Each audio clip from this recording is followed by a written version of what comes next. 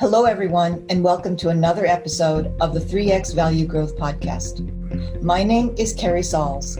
I'm a value growth expert and the author of the best-selling book, Multiply Your Business Value in 3 Steps. I'm coming to you from New Hampshire, and as always, I start the show with a piece of New Hampshire trivia. Today's trivia is, you know that New Hampshire is the center of the maple syrup industry. Well, it takes approximately 40 gallons of maple sap to make 1 gallon of maple syrup. So that's my trivia for today. So that's why it takes so long. And that's why if you ever go to a sugar hut, you get covered with this mist that's full of sugar because so much of it gets burned off to be able to make 1 gallon of sap. Well, on today's show, I'm joined by Larry Stybel. First, let me welcome you. Welcome, Larry. Thank you, Carrie. I'm so glad to have you here. Larry, I know a lot about you, but where are you coming from today? I'm coming from I'm actually in my home in Wayland, Massachusetts, but we have offices in Newton and Boston. So you're a local guy as well? I'm a local guy, yes. Terrific. Well, for those who don't know who Larry Stybel is, let me give you a brief introduction. Larry Stybel is a Harvard-trained licensed doctoral-level psychologist and co-founder of 2 companies. The first is Board Options, Inc., a resource for boards of directors for board talent and board education. And then Stybel Peabody, which is a company that provides retained search for board members, CEOs, COOs, and CFOs. Larry and his partner write monthly perspectives on leadership for Psychology Today. And Larry is also an executive in residence at Lexington Search Fund Capital. Welcome again, Larry. Thank you, Carrie. Appreciate it. So our topic for our 7 questions today is how to stop hiring incompetent leaders. Yep. And we're going to do that in 7 minutes. We'll try. Okay, our 7 minutes starts now, Larry. Number 1, who's your ideal client?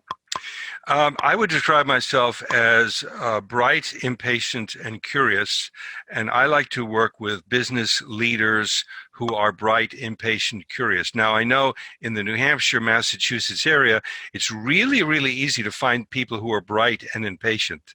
But bright, impatient, curious, there are actually very few of those, and those are the people I like to work with. So number 2, building on who you like to work with, what is the problem that you're trying to solve when these are in middle market businesses? We have 3 services: retained search, leadership coaching, and executive level outplacement. And I'm going to talk mostly about retained search and how to avoid hiring incompetent people. That's what we're going to do today. So that leads me into my 3rd question, Larry. What are the typical symptoms that you see owners experiencing or talking about, that the problems that they're facing, that they might think that they should get some help? Well, as you mentioned, Carrie, I'm a psychologist and an entrepreneur and a businessman. And so people like to come to me because they usually have used another classic retained search, and then they found out that they were paying a lot of money and hiring incompetent people.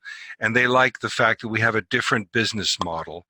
And our model is, it's not only the search, but the service after the search that's important.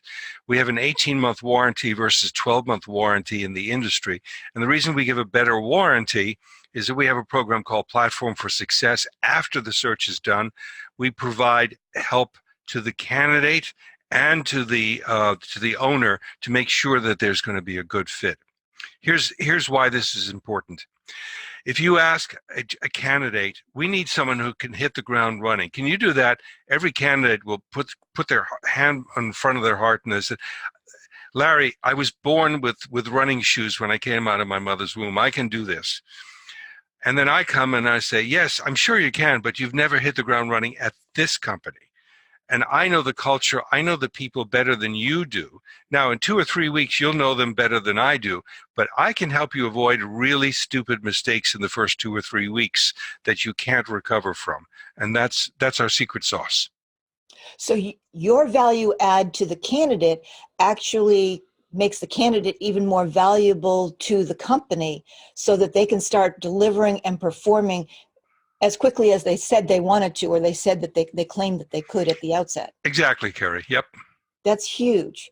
So with that in mind, what do you see are the most common mistakes that companies are making when they try to do this on their own, when they don't want to use somebody else? Oh, absolutely. The biggest mistake that I see that's made is hiring authorities are going to spend too much time focusing on the right functional or technical skills at the expense of culture fit.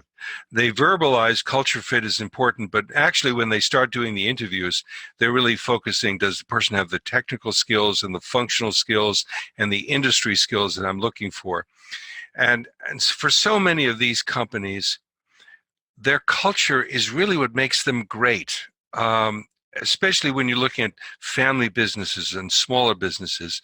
And if you want to grow, you really need to understand your culture and respect it. And that's what we do. So again, we make sure every serious finalist gets a psychological assessment so that we make sure that there is a good fit between the person and the culture. And that's a huge element that can make or break whether they can succeed in the role that they're signing up for, right? That's right. And again, one of the things that's a mistake that I that I find, I tell everybody, look, doing a job interview is a learned skill, just like playing tennis. And there's only one way you get better at playing tennis, and that's to play tennis. The more you play tennis, the better you're going to get at it.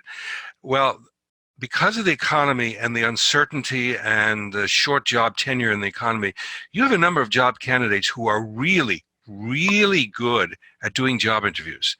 Indeed, I know a number of senior business owners who will hire people whose only skill is that they know how to do job interviews. They don't know how to do the job, but they can really do a great job interview, which is why I think psych assessment is so important.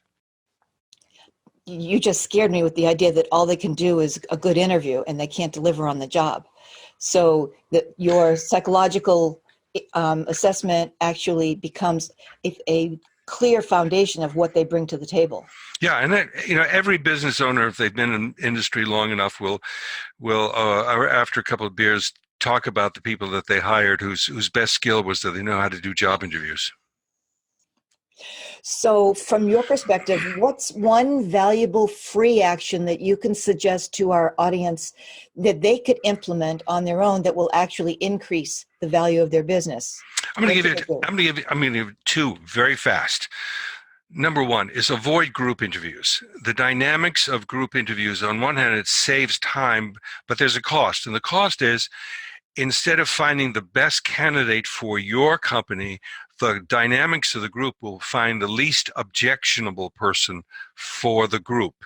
So avoid group interviews. Number two, if you are the CEO and you have a candidate, make your decision. Say, I really want to hire Carrie, and I'm asking you to interview Carrie. Is there any reason why I shouldn't hire her?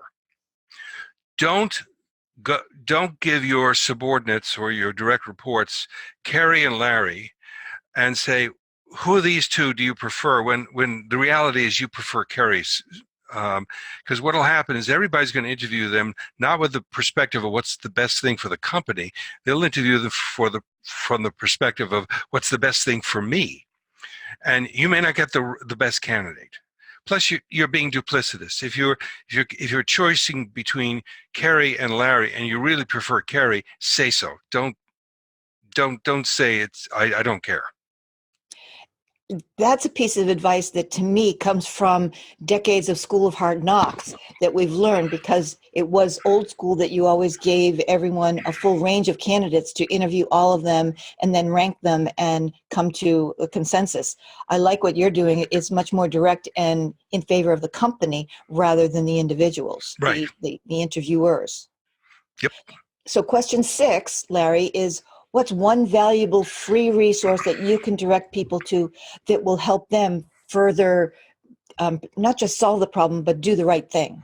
Well, Carrie, I would recommend people go to our website, stybelpeabody.com. That's STYBEL, stybelpeabody.com. And there's a whole section called resources, and we have all kinds of resources. Just explore some of those resources. It's all free. Excellent. And my last question for you, Larry, is to say, what question should I have asked that I didn't ask? And could you share both the question and the answer with our listeners? The title of this talk is Stop Hiring So Many Incompetent Leaders. And the question is, why do people hire so many incompetent leaders? And here's my answer. Competence and confidence are not the same things. And a lot of particularly male candidates come in exuding confidence. And in the course of an interview, people start confusing confidence with competence. And I'm here to say they are not the same things. If somebody has competence, you want to test for it, you want to check references for it, but don't assume competence based on someone's confidence. It's two separate things. Second, women express confidence differently than men, and it works to the disadvantage of women. So if you're looking to hire really great women on your team, understand that you have a male candidate and you have a woman candidate. You have Larry versus Carrie. Carrie may be expressing confidence in a way that doesn't sound that confident. She may hedge. She may say she thinks she's pretty good, whereas Larry is going to say, "I'm the best in the world." It's just a difference between men and women. You need to understand men and women don't think the same, and men and women don't express their level of confidence in the same way. And just understand that. Excellent answers. Great information. So generous of you. Thank you again, Larry Stybel. Thank you, Carrie. Thanks for joining me here on the 3X Value Growth Podcast. Take care. Have a good day. Thanks for checking out the 3X Value Growth Podcast. If you like what we're doing here, head over to iTunes and subscribe, leave us a review, or rate us. It's very much appreciated. And if you'd like to learn more about the 3X Value Growth model, go to www.3xvaluegrowth.com/model for the PDF.